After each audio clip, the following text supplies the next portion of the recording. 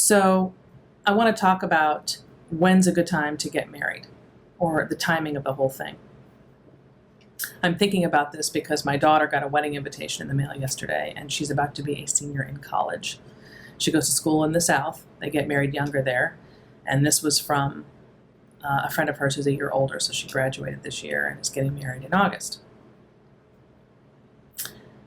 So the average person today, most people I would tell that to, would be really shocked and have a knee-jerk reaction to that. They feel very strongly about the age on which a person should get married. And there's no question that it's something to be concerned about.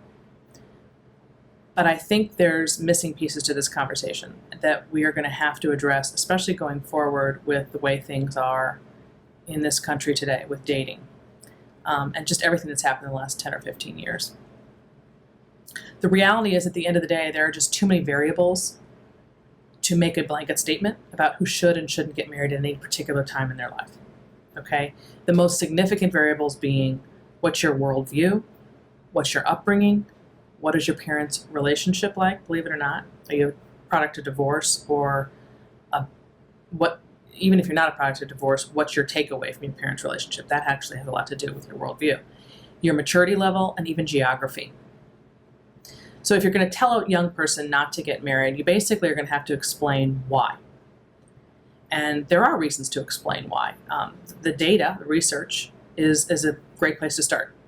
According to the CDC, divorce rates by age group and gender break down as follows. Approximately 36.6% of women aged 20 to 24 and 38.8% actually, of men that same age do get divorced. So that's a high divorce rate if you are 24 or under. But then at 25, something really dramatic happens. The divorce rates plummet by nearly half for both genders. So that's, statistically speaking, that's something to be aware of and take into account. It's not a reason to make a blanket statement, though, about it, because at the end of the day, it still comes back to those variables that I talked about. And this is something that's very personal to me because I was married at 23, and 4 years later, we were divorced.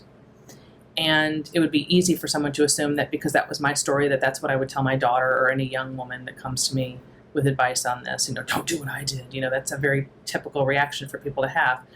But it's not a fair one, because going back to those variables I mentioned, my ex-husband and I were not aligned in those areas. And so it wasn't our age of being 23 and 25, but who we were and whether or not we were a match. And sometimes that match comes along earlier and sometimes it comes along a little later. But at the end of the day, the focus should really be more on those variables: your worldview, your upbringing, your parents' relationship, your maturity level, and geography. And other similar factors, religion would be another one, are far more important than how old you specifically are.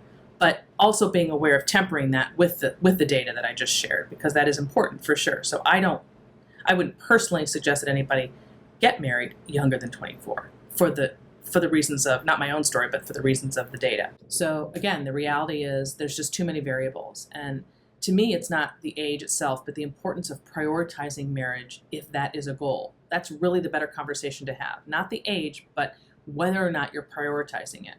Because the reality is that the alternative to marrying young, to put it off indefinitely and focus exclusively on your career, which is the message that women get today, is not the answer either. So that's what I'm going to be talking about a lot in the coming months in my new book, How to Get Hitched and Stay Hitched. So stay tuned.